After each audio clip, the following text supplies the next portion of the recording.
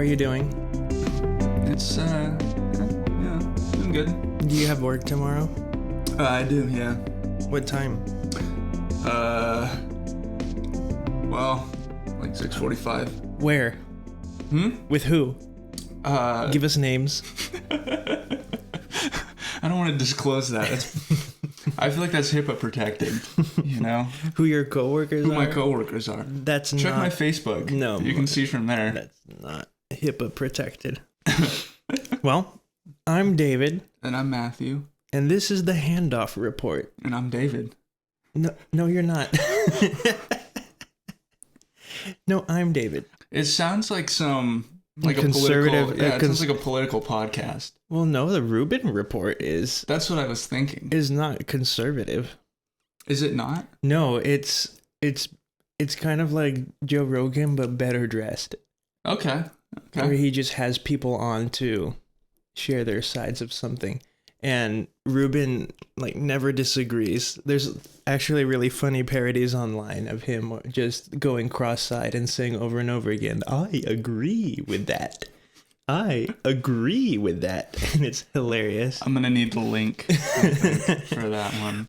Today we're going to talk about patients with heart failure. Or HF. HF. We learn a lot of abbreviations in nursing school because there's just everything has really long names. Writing is hard too. So anyway, so heart failure is kind of the first illness we learn about in pathophysiology class, and it's also the first illness we learn about when we learn about taking care of adults with chronic illnesses. Yeah, it's an essential one. I mean, people who didn't get it, they tended to failure out of the class, you know? They tended to failure out of the class? Just think about it. Oh, jeez. So, let's talk about the heart and how it functions, because that way we can understand what we mean when it, quote, fails. In nursing school, we learn about something called cardiac output. It's this way of calculating how efficiently and how adequately the heart is ejecting blood into the body. Yeah, like how well it's working as a pump. Yeah, right, as a pump. So the equation is cardiac output equals stroke volume times the heart rate. So how much blood is pumped by the heart, it's a function of how fast the heart is beating times... That's the heart rate. Yeah, how fast the heart is beating times how much blood is being expelled with every time the heart contracts, which is the stroke volume. If you just think about it for a second, if the heart is beating faster, then you're going to have more blood pumped into the body, right? So as the heart rate increases, the cardiac output will also go up. If the amount of blood per contraction increases, then you're going to have more blood in the body. So that's another way cardiac output can go up. So like if there's more volume of blood in the body, yeah. So it's pushing more through? Mm-hmm. So heart failure is when the cardiac output is too low. So this can either be due to a low heart rate. A low heart rate will lower cardiac output, or there is something that is working against the heart's ability to eject enough blood per contraction. Usually heart failure describes an issue with stroke volume. The main thing you need to know about heart failure is that the heart is not pumping enough blood, basically. Mm-hmm. So it just can't pump enough blood to do the things that it needs to in the body. Let's get a little more specific with heart failure. So the heart has 4 pumps, right? The 4 chambers, and each of them are a little just area surrounded by muscle tissue. They have to contract in a synchronized way. It's really important to know in what order does blood travel through those chambers of the heart. If you know that, then that helps you know the signs and symptoms of heart failure down the road.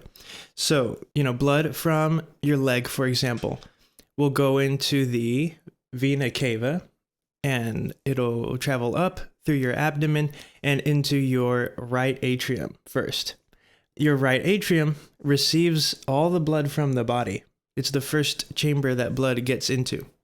Then it'll go into the right ventricle, and then go into the lungs, and then come into the left atrium, and then into the left ventricle, and then out to the rest of the body. A neat thing to remember is that 2 of the chambers are called atria, and in old style houses, you receive people in an atrium. Oh, really? Yeah, so that's the way I remember atrium. The blood never enters the heart through a ventricle, is basically the way to remember it. The heart always welcomes blood through the atria. And then it leaves through the ventricle. Yes. I don't think old style homes had an area called had ventricles, no. So the heart services the lungs separately from the rest of the body. Right. Yeah, and that'll be something important to keep in mind for later. Now let's talk about how can things go wrong? Because here's the thing to remember about anything in life. There's a difference between overworking something and working out something. If you work out your muscles, they get stronger in a good way. But if you overwork your muscles, you damage them. Right. And that actually happens with anything. Things die early when they're overworked. Like nurses. But specifically night shift.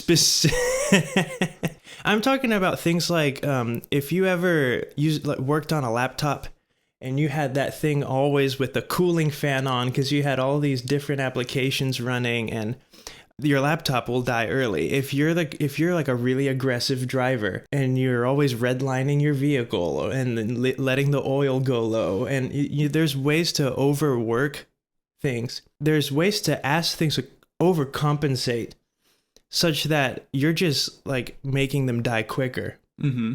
It's the same thing for the heart. There are unhealthy life choices that lead to overworking the heart. So those things are like smoking, excessive alcohol intake, certain dietary choices, not working out or not exercising, not necessarily working out, not exercising, having a sedentary lifestyle. And then there are some things that are not lifestyle choices that just statistically lead to... It can be genetic. It can be genetic. It can be kind of like a family history. It can be due to like a defect in the heart from birth, like one of those childhood heart defects. Things like that can lead to overworking the heart. So why am I talking about overworking the heart? When a body part is consistently used, specifically muscle tissue, it grows. That's why working out works, because that repetitive use of your muscles, if you've ever heard of hypertrophy training, that repetitive use of your muscles grows them. That's not just for skeletal muscle, like your arms and legs. That's also true for smooth muscles. If you, for example, constantly have high blood pressure, that is adding extra resistance for long periods of time that your left ventricle has to overcome, because the left ventricle is what pumps blood to the rest of the body. If you are constantly having high blood pressure, the left ventricle has to consistently be just pumping harder, and that will grow the left ventricle. That's called ventricular hypertrophy, just like hypertrophy training. And that's an important thing to realize about the body as a whole too, because your body's in a constant state of homeostasis or balance. Mm-hmm. So if certain things start falling off, other parts of the body that can compensate will compensate. So if you have a problem, like one of these genetic or decisions you make that cause an issue, the heart will, if it can, work, and it'll change itself in a way that it can survive the longest. It's not thinking about, will I get heart failure? It's thinking, what can I do to make the body last the longest? And what types of steps can I take within the heart itself to more effectively push out blood or do its job? Now, when the left ventricle grows in size and strength in order to overcome resistance, it was a good short-term solution, but not a good long-term solution. Because if you've ever seen those funny videos where some really jacked bodybuilder gets $100 bill stuck to their back and they can't reach it because they're so swole, the left ventricle can become so big that it's not really pumping anymore. It has no room to expand and contract. And when it has no room to expand and contract, it can't receive blood from the other ventricles. and it can't expel enough blood into the body. So the cardiac output goes down because the stroke volume goes down. It's not able to push as much blood through. Exactly. And so now we have to kind of put on like plumber hats here, because whenever there's an issue, you have to follow the plumbing forward from the issue and back from the issue. So if the heart is not expelling enough blood into the body, then the body will suffer some consequences. The body will have a much harder time receiving oxygen in order to perform its daily functions. So that's downstream, if you will, from the heart. But upstream from the heart, because not enough fluid is getting into the ventricle, then the plumbing behind the problem is getting backed up. And that'll lead to a lot of telltale symptoms.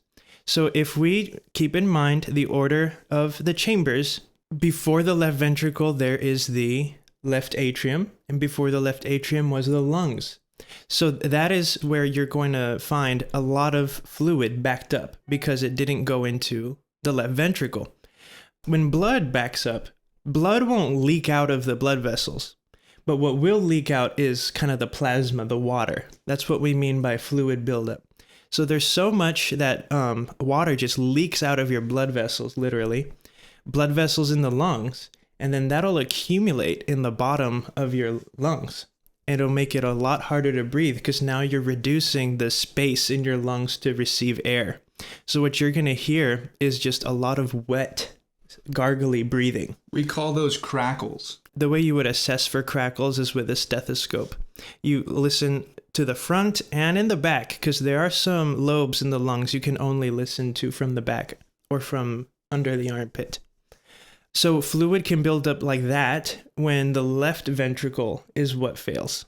That's kind of the first half of it. If the left ventricle is what fails, you're going to see primarily respiratory symptoms. Yes. Mm-hmm. So difficulty breathing, you'll hear the crackles in the lungs. Mm-hmm.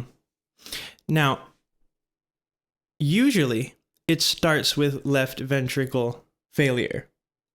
But the vast majority of heart failure patients you'll run into, like both ventricles have failed. Both the left and right ventricles have failed. But usually the left tends to be the first one to go, and there might be a short period of time where it's the only one that's failed. But inevitably, because this is because all of these chambers are connected, it will lead to failure of the whole heart. So if we keep following, the lungs are backed up, you're breathing a lot harder. Because the left ventricle is useless, the right ventricle is now going to be asked to step up and overcompensate for the left ventricle. And wouldn't you know it, the right ventricle is not designed to just fill in for the left ventricle. If you look at the anatomy, the left ventricle is almost like twice as big because its job is to pump blood into the body. The right ventricle's job is just to pump blood into the lungs. So now that the lungs are full of blood, the right ventricle has to overwork to overcome how much fluid is in your lungs. And now we're back to overworking. So that now that right ventricle is going to grow and then become useless eventually. And now we're talking about symptoms of right-sided heart failure. What are the signs and symptoms of right-sided heart failure? They're not going to be the lung ones. So when you get a select all that apply question, they're going to give you a bunch of symptoms, and you only have to know that it's not the ones that have to do with breathing. Because with those, you know it's left-sided. So the right-sided ones are how fluid backs up into the body. It's important to realize that it's a buildup of fluid in the body itself and not the lungs. So they'll have edema, sometimes dependent, which means if they stand up, it'll move, like down their legs. They could have what's called jugular vein distension, which just means that there's a whole bunch of volume in the jugular vein. So you can kind of feel it, or you'll see it pulsating in their neck. You could have abdominal distension, which just means they'll have fluid buildup in their abdominal cavity, hepatomegaly, splenomegaly, so just enlarging of their organs. They can have anorexia, and that's from just like the overworking of it. So they don't have enough nutrients to balance the loss they're having by the heart compensating. Most likely they will have weight gain. That's a big one. Yeah. And weight gain, that's not from Like increased body fat mass. tissue. No, it's not increased fat tissue.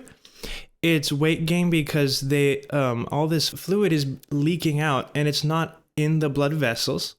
And when it's not in the blood vessels, it'll never make it to the kidneys where urine is produced. Mm-hmm. So this fluid isn't going anywhere. It's just sitting there. So a lot of times it's just trapped. And so when it's trapped, it'll just keep accumulating and accumulating and accumulating.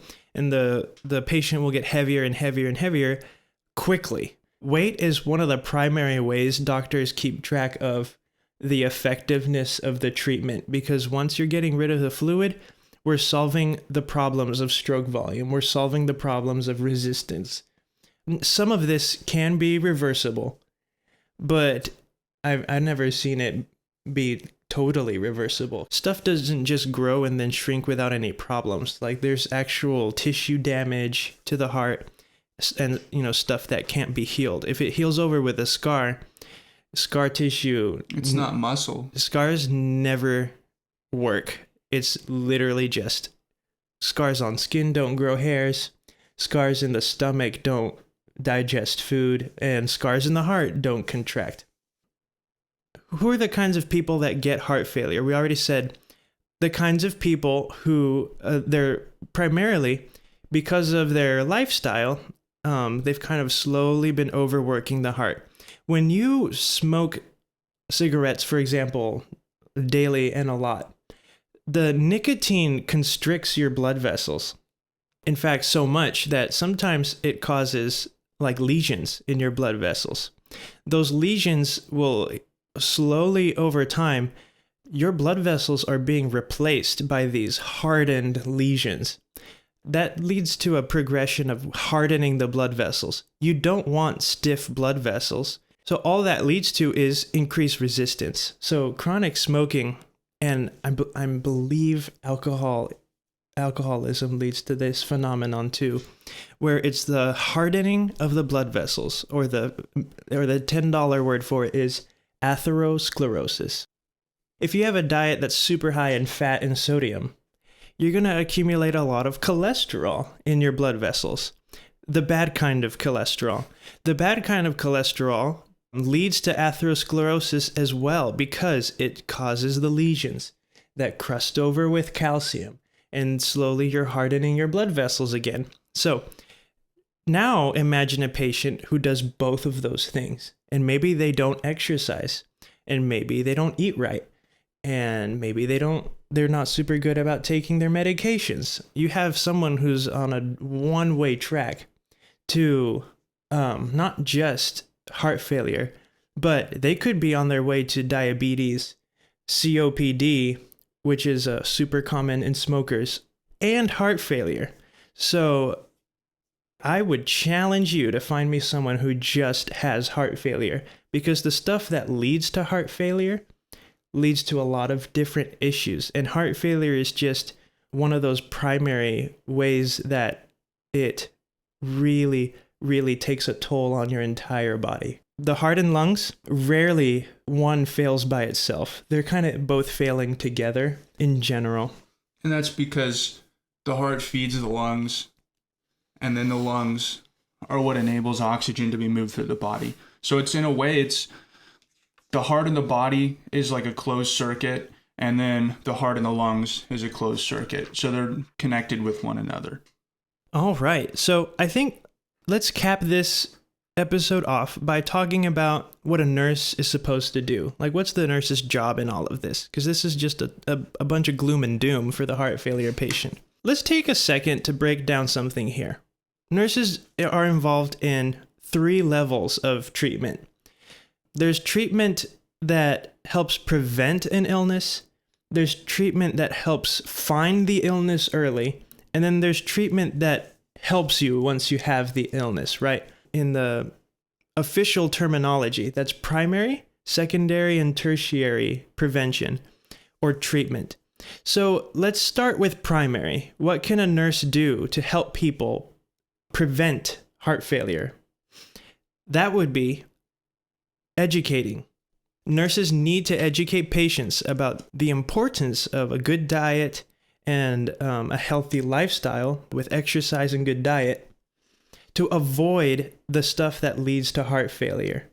Because it is so common, especially in the American lifestyle, nurses need to explain, hey, it's really important for you to do this, this, and this because it might lead to that, and that, and that. For secondary prevention, the stuff to look for when someone might be starting to have heart failure would be if they get tired super easily, or if they're getting really big without trying. If they're getting heavier without trying, then something to assess for is, hey, is this weight from fat or is it from fluid? Why are you getting tired so easily? We can diagnose this kind of stuff through analyzing the blood. There's tests for it, like the one on the treadmill, right? A stress test? A stress test, yeah. Where the doctor can look at that and be like, for some reason, your heart is not adequately meeting the demands of the body. So now we need to look at this further. And then now, once someone does have heart failure, that's usually treated through medications and lifestyle adjustments. Medications for heart failure? The first one I think to talk about is diuretics. If you think about it, when someone is just accumulating fluid and fluid and fluid, that fluid is just getting in the way and can cause other problems. So one way to reduce that fluid is to give them a medication that helps them urinate it out. Because if you dehydrate the vessels will get their fluid from their surroundings. Lasix, which is furosemide, you can do hydrochlorothiazide, spironolactone. These are all medications that are not over the counter. They would be the kinds you're sent home with. Lasix is the most common. You'll hear people talk about their water pill. That's Lasix. And so taking Lasix does work in terms of helping reduce fluid buildup. In terms of helping the heart pump, depending on how the heart failed in the first place, the doctor might prescribe medications to expand your blood vessels, or the doctor might prescribe medications to make sure your heart is beating regularly. It might give medications like potassium channel blockers, just to make sure that your heart's beating steady, because sometimes this leads to unsteady heart rates. But if your heart beats steady, then that'll relieve a lot of symptoms. And then the nurse is supposed to make sure that these is supposed to maximize comfort for the patient when they have all of these symptoms. So if you have a patient who has fluid backed up into their lungs, you don't want them lying flat because they're going to feel like they're drowning. I've seen this plenty of times in the hospital where people have pulmonary edema, which is the term for when you have fluid in the lungs. And I'll go into the room and they're lying flat and gasping for air, and their oxygen stat is at 88%. I raised the level of the bed and I put on some oxygen, and the patient was vastly more comfortable and was able to sleep. It's also important, like with these symptoms, a lot of times if it's respiratory and they're gasping, there's going to be a component of like panic that they have. So that's kind of a telltale sign that they're in some sort of distress. And that way they will be panicking. So it's important to address that as well. Exactly, because a lot of these patients, something super common is that they more and more want to sleep upright instead of lying flat. And this is a thing with heart failure and with COPD, because they both lead to difficulty breathing due to fluid. With heart failure, you're going to see them, you might have older relatives who more and more are sleeping in the lazy boy couch instead of in their bed. So they've designed beds now for these kinds of patients that at night raise the head. and that really helps them sleep. And that's one of the important assessment questions you should be asking when you're thinking it could potentially be heart failure, is you ask them, oh, how many pillows do you sleep with at night? Or do you sleep in a lazy boy?